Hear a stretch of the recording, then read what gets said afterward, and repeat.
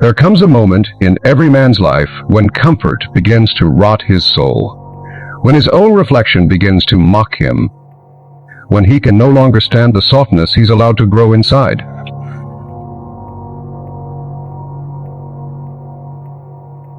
A quiet, commanding presence that says, "Enough, you felt it before." That tug in your chest that tells you you're not living the life you were designed for. That holy discontent, the ache of potential buried alive. That is not anxiety. That is God calling you to rise. The truth is harsh. You are not ready for the blessings you pray for. You are not strong enough to carry the destiny you claim you want. Because God doesn't give crowns to men who still kneel to weakness. The white of divine trust. Trust is a test, and the test is never what you expect. It doesn't come wrapped in miracles. It comes in discipline, rejection, loneliness, and delay. If you want to be trusted with divine power, you must prove you can handle divine silence. Can you stay righteous when nobody's watching? Can you walk in integrity when compromise feels easier? Every prayer you speak echoes into eternity. But God listens less to your words and more to your actions. He doesn't ask, "What do you want?" He asks, "What have you become?"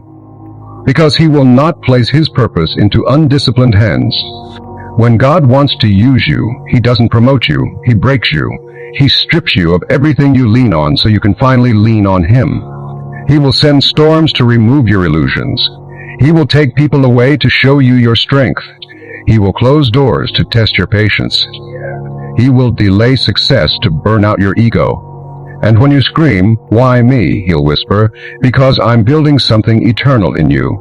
You asked for greatness, He's giving you grit. You asked for success, He's giving you strength. You asked for purpose, He's giving you pain. God is not punishing you, He's preparing you. Every sleepless night, every failure, every heartbreak is sacred construction. He's not destroying your life. He's tearing down your weakness. The law of preparation. You want divine results, but you still live by mortal habits. You scroll more than you pray. You chase dopamine instead of discipline. You talk about vision, but act out of fear. And yet, you ask, why doesn't God bless me? Because God doesn't bless fantasy. He blesses function. And right now, you're not functioning like the man He designed you to be. He made you in His image not to be fragile, but formidable. You are supposed to be a vessel of order, not a victim of chaos. A leader of spirit, not a slave to emotion. Until your habits align with heaven's order, your destiny will remain locked. Every chosen man must walk through the desert of silence. Isolation is not punishment, it's purification. God will separate you from distractions until the only voice you can hear is His. That's where He reveals truth. That's where He strips off your masks. That's where He kills your ego, the false God within you. In solitude, you learn that being alone isn't the same as being abandoned. You learn that silence isn't empty, it's sacred. Moses had to climb the mountain alone. David trained in the wilderness alone. Jesus fasted in the desert alone. Because solitude is where men stop pretending and start transforming.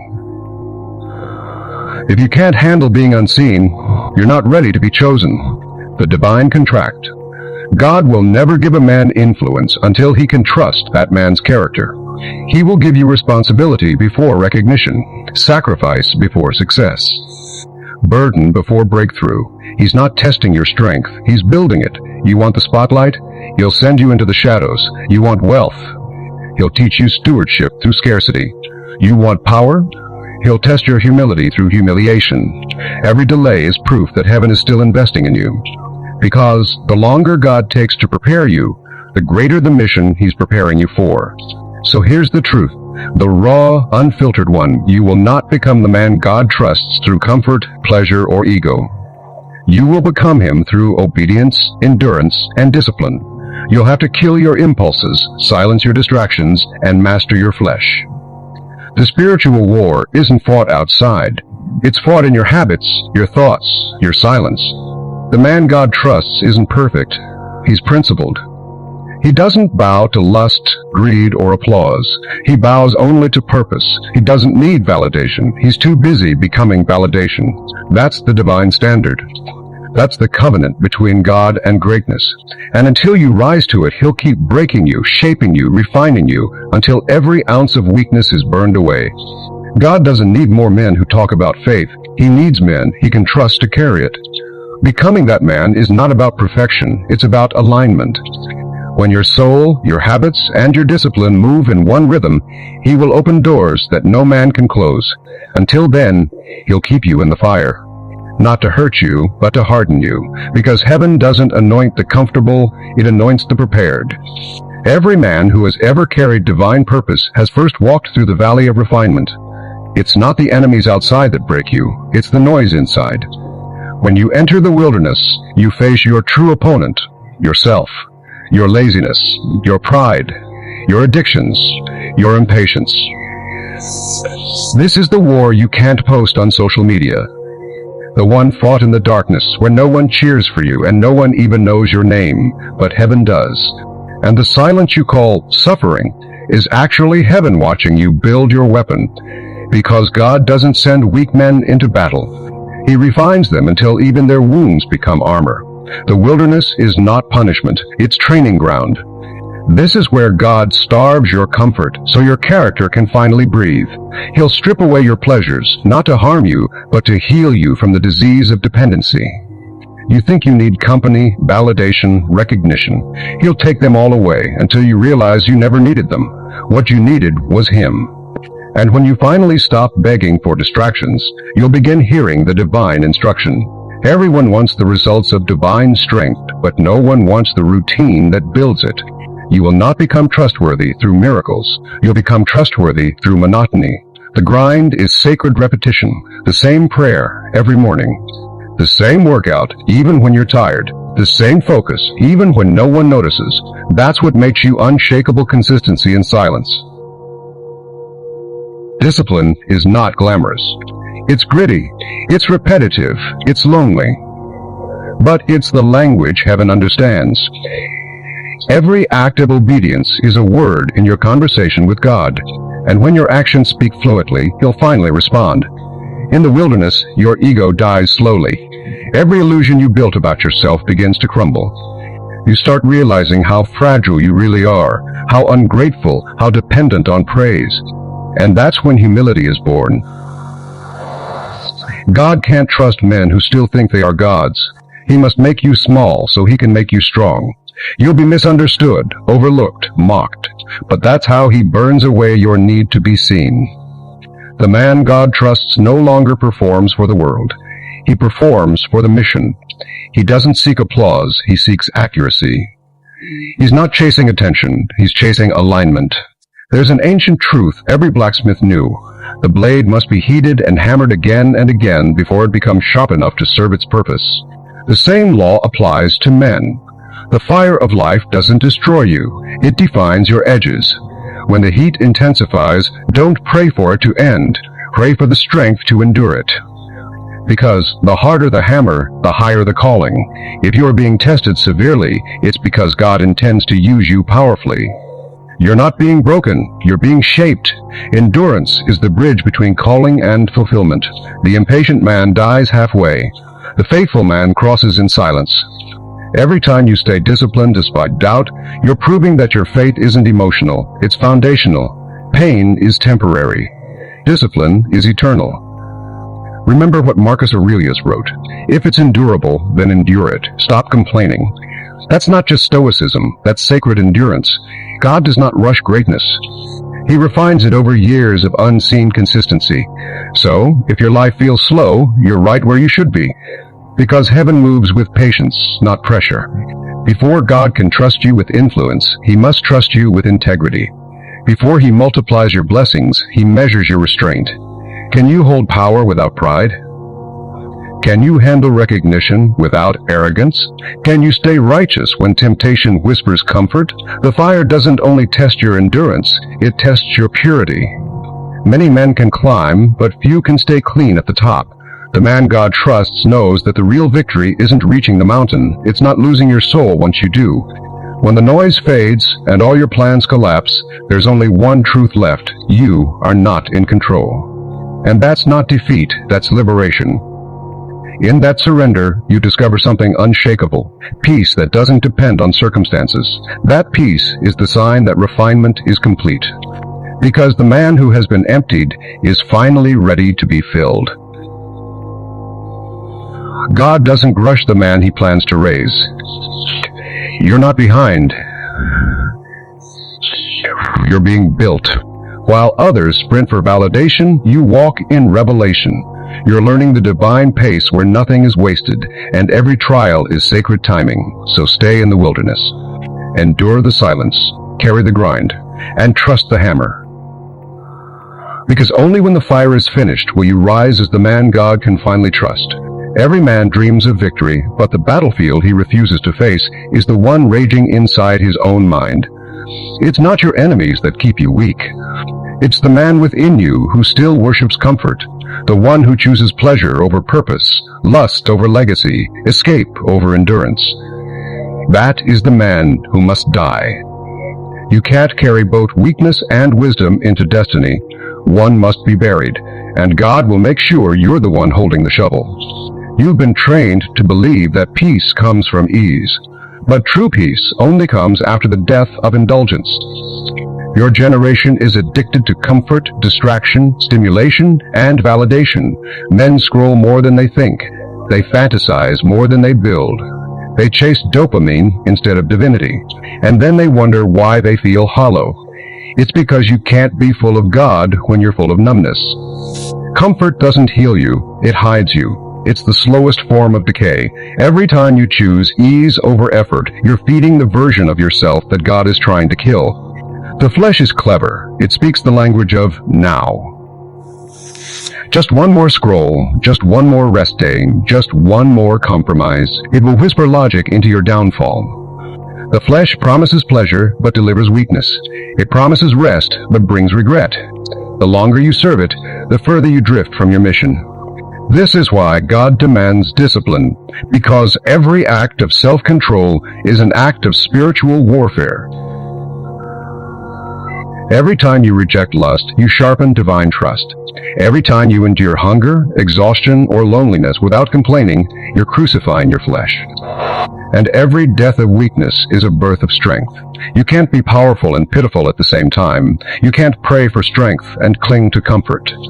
To be the man God trusts, you must embrace the pain others avoid. Pain isn't punishment, it's payment. And discipline is the currency. You want peace? Earn it in the gym of suffering. Every rep, every sweat, every lonely night, it's building a foundation the storms can't break. Seneca once wrote, "The man who has practiced in the face of difficulties knows how to stand when the storm arrives." That's what divine trust looks like. It's not about being fearless. It's about standing when fear screams louder. There comes a season where God will cut off everything that feeds your weakness. He'll expose your distractions. He'll silence your pleasures. He'll take away the people who fuel your old habits. And if you resist, he'll burn it out of you. Because he cannot pour new power into an unpurified vessel. He's not just cleaning your environment, he's cleansing your soul. This is why so many men crumble during growth. They mistake divine surgery for punishment. But God isn't hurting you. He's hollowing you out so there's room for his purpose to live inside you. Before God can raise you, he must kill your need to be seen. Ego thrives on attention, but purpose thrives on silence. So he'll humiliate you. He'll let you fail publicly. He'll let people doubt you. Because humility is the fire that burns the flesh of pride. And when the last ounce of ego dies, you'll discover the quiet strength of a man who no longer needs validation. The man God trusts doesn't boast, he embodies. He doesn't need to prove, he simply is. His presence is discipline. His energy is reverence. His silence is power. No weakness destroys men faster than lust. It's the counterfeit of divine creation, a shortcut to intimacy without commitment, pleasure without purpose. Every time you fall to it, you trade your clarity for fog, your power for emptiness, your drive for shame. That's why the man who conquers lust becomes unstoppable, because he has mastered the most primitive fire inside him. He no longer chases release, he channels it. The energy that once destroyed him now builds empires. The same fire that burned his peace now fuels his discipline. He doesn't run from desire, he rules it. That's divine masculinity. Discipline isn't punishment, it's purification. Every time you wake early when your body begs for more sleep, you prove you're not a slave to comfort. Every time you fast when your flesh screams hunger, you declare mastery. Every time you stay focused when your mind wanders, you prove your purpose is greater than pleasure. That's when God starts to notice. Because he doesn't look for the loud, he looks for the loyal. He watches who still prays when they're tired, who still grinds when it's quiet, who still resists when no one's watching. Those are the men heaven trusts. The death of the flesh isn't the end, it's the resurrection of the real you. When your weakness dies, your clarity returns. When your addiction dies, your purpose breathes. When your lust dies, your power rises. That's when God begins to move through you. You stop trying to impress the world and start impacting it. You stop chasing recognition and start radiating peace. Because now, you're not living for yourself. You're living as a weapon of heaven. Until a man conquers himself, he will be conquered by everything. So stop begging for easy. Stop praying for comfort. Start dying to everything that keeps you small. You want to be the man God trusts? Then crucify the weak man inside you. Let him scream. Let him resist. Let him burn. Because only after death does true power begin. There comes a time in every man's life when everything goes quiet. No applause, no recognition, no validation, just stillness. And if you're not spiritually aware, you'll think you failed. You'll think you've been forgotten. You'll think God has turned his face away. But what if I told you this silence is sacred? Because before God reveals a man, he always hides him. He buries greatness under anonymity. He conceals power inside obscurity. He lets you walk through a season where no one sees you, so that when they finally do, you're no longer the same man. Every prophet, every warrior, every chosen man has a cave. David had his cave. Moses had his wilderness. Joseph had his prison. Christ had his desert. The cave is not punishment. It's preparation. It's where your pride dies. It's where your noise ends. It's where you learn to walk without applause.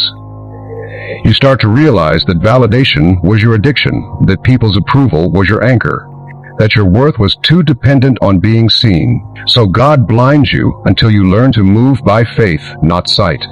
He removes the crowd so you can finally hear him. Purpose is lonely. It always will be. Because destiny requires separation. Not everyone can walk where you're going. Not everyone is strong enough to endure your silence. You'll lose people who once promised forever. You'll outgrow circles that once felt like home. You'll wake up one day and realize that solitude isn't isolation, it's refinement. You're not being punished, you're being purified, and it hurts deeply. Because silence exposes everything you used to hide with noise. You'll meet your fears. You'll face your insecurities. You'll confront the man you really are when no one's watching. And that's exactly where God wants you. Because he can't build a man through applause. He builds him through absence. You say you want to be trusted by God, but can you be faithful when you're invisible? Can you keep showing up when no one claps? Can you keep grinding when it feels like your prayers hit the ceiling? Can you stay disciplined when there's no reward in sight? That's the test. It's easy to be passionate when you're praised. It's easy to be faithful when you're celebrated. But when heaven hides you, your motives are revealed. Because the man who serves only for results will quit in silence. But the man who serves out of obedience will become unstoppable.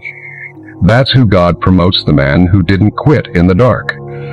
There's a reason God doesn't rush your exposure, because unearned visibility destroys untested character. He won't give you the platform until you have the purity to handle it. He won't bless you with influence until you've learned humility through isolation. He won't send you the spotlight until you've mastered the shadows. He delays you because he's developing you. You think you're ready, but he knows your pride still bleeds. You think you can handle the weight, but he sees the cracks in your foundation, so he hides you a little longer. He refines you a little deeper. He cuts you a little sharper. until you can carry power without losing peace. Hidden seasons are sacred because they force intimacy.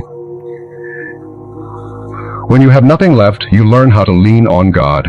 When no one answers your calls, you finally hear His voice. When you're forgotten by the world, you're remembered by heaven. And in that silence, you begin to transform. You start moving slower, but deeper. You stop reacting and start listening. You no longer chase purpose. You become purpose. You're not lost. You're being cultivated. The oak tree spends years underground before breaking through. The warrior trains for decades before the battle arrives. The diamond endures pressure before it shines. So stop trying to escape the hidden season. Let it sharpen you. Let it starve your ego. Let it strengthen your soul. Because when the appointed time comes, you'll rise with silence in your eyes and fire in your spirit. And then, one day, without warning, God will lift the veil. He'll bring you back to the surface. People will look at you and ask, where did he come from? They won't know about the years you spent in the dark. They won't know about the tears, the silence, the battles. They won't know how often you almost quit. But God will. He saw every sacrifice. He counted every lonely night. He remembered every time you obeyed Him quietly. And when He finally reveals you, He'll make sure the world can't ignore you. Because what's built in silence always shakes the earth when it's revealed. Before God uses a man publicly, He must break him privately. If you're in a hidden season, don't fight it. Embrace it. Study it. Bleed in it. Because when you come out, you won't just be known, you'll be anointed. The crown you ask for is heavy. Every man asks God for power. Few realize the weight that comes with it. You pray for strength. He sends struggle. You pray for wisdom. He sends confusion. You pray for leadership. He gives you people who test your patience. Because divine power doesn't come as a gift, it comes as a burden. The man God trusts must be able to carry what would crush others. He must learn how to stay grounded while being elevated, humble while being honored, faithful while being followed. This is not about glory, it's about responsibility. God will not bless you to feed your ego. He will bless you to feed His purpose. And if your ambition outweighs your discipline, if your desire for recognition exceeds your reverence for truth, then that blessing becomes a curse. So He tests you. He breaks you. He measures your motives in silence. Only when you can serve without spotlight will He trust you with power. Influence is not about being admired, it's about being accountable. When God places people under your guidance, He expects more from you than from them. You become the example, the mirror, the standard. That means you can no longer live loosely. You can no longer act from emotion. You can no longer feed your lust and call it freedom. The man who leads must lead himself first. He must conquer his own impulses before commanding others. Because if your emotions still control you, you are not a leader, you are a liability. The warrior of light doesn't just inspire others, he disciplines himself when no one's watching. He corrects his own ego before it poisons the room. He chooses peace when pride calls for war. That's what separates divine men from ordinary ones. They rule from within. When God begins to trust you, you'll feel it not in applause, but in responsibility. You'll wake up one day and realize your life is no longer just about you. Your choices echo through others. Your strength becomes someone's stability. Your obedience keeps doors open for people you'll never meet. That's the holy weight. It's not glamorous, it's not comfortable, but it's sacred, because when God entrusts you with influence, He expects stewardship, not ego. He expects humility, not hype. He expects obedience, even when it costs you comfort. You can't play small anymore. You can't move like a man who has nothing to lose, because you carry destiny now. You carry legacy. You carry souls depending on your consistency. That's why the man God trusts must learn to carry pain without complaining, responsibility without resentment, power without pride. Power without integrity is destruction, and God will never let a man He loves become powerful and corrupt at the same time. So He refines your integrity through fire. He lets betrayal humble you. He lets temptation test you. He lets success expose your hidden weaknesses. Each trial isn't punishment, it's purification, because a man's power must be equal to his purity. Otherwise, he becomes dangerous. That's why the journey feels endless. That's why your elevation seems delayed. God is still aligning your integrity with the level of influence He's preparing for you. He will strip everything fake out of your character until what remains is unshakable truth. He'll take away the desire to impress. He'll break your need for control. He'll silence the voice of pride inside you, so that when He finally lifts you, your foundation won't crack. Being trusted by God means sacrificing the pleasures that distract ordinary men. You can't indulge in weakness. You can't drown in lust. You can't waste your hours scrolling, sleeping, or chasing validation. You have been chosen, and that means separation. While others seek pleasure, you seek purpose. While others avoid pain, you walk straight into it. Because you understand this truth, the cost of greatness is isolation. The man God trusts doesn't chase comfort, he chases alignment. He says no more often than yes. He obeys the call even when it breaks his heart. Because obedience is the highest form of strength. The standards of heaven, when God begins to trust you, He raises your standards not for pride, but for purity. He will not allow you to move like everyone else. Your spirit will feel conviction over what others laugh about. You'll be called to silence when others gossip. You'll feel heavy when others feel free because you're not meant for ordinary freedom. You're meant for divine discipline. And discipline is not chains, it's protection. God doesn't restrict you to punish you. He restricts you to preserve you. He limits your freedom so He can expand your destiny. So when others say you've changed, smile. You have. You've been refined by responsibility. You've been anointed through endurance. You've been prepared for a power they can't comprehend.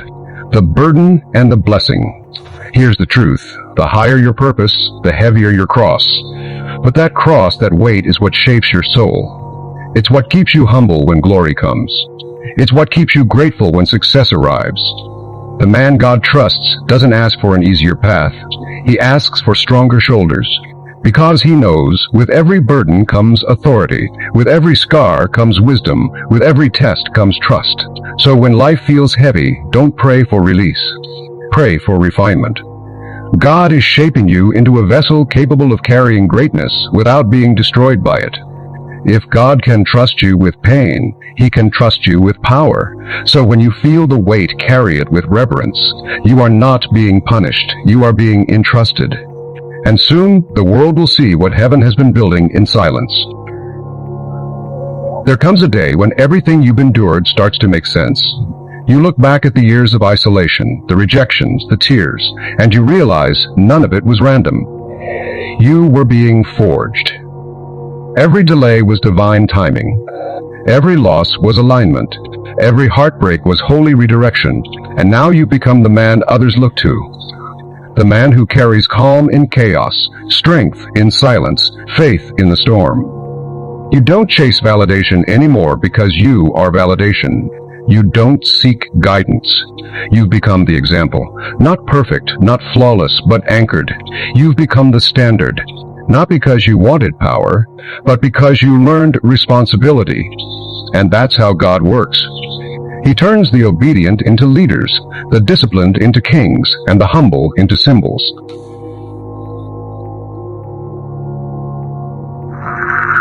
The world is desperate for solid men who don't bend with trends, who don't crumble under pressure, who stand tall in storms. Look around, everywhere you see distraction, weakness, and compromise being glorified. But the man God trusts doesn't join the noise, he becomes the counterforce. He's not loud, but his presence silences the room. He's not aggressive, but his energy commands respect. He doesn't preach about strength, he lives it. That's the new definition of power, controlled, calm, and consistent. You are not meant to blend in, you are meant to be the contrast. To show the world what discipline looks like, to show younger men that honor still exists, to show that divine masculinity is not domination, it's direction. The man God trusts knows his life is not his own. He carries legacy in every decision. You don't just represent yourself anymore, you represent a standard that others will follow. That means your word must be law. Your presence must bring order.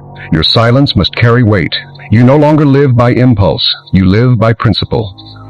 Because the difference between a boy and a man isn't age, money, or muscles, it's accountability.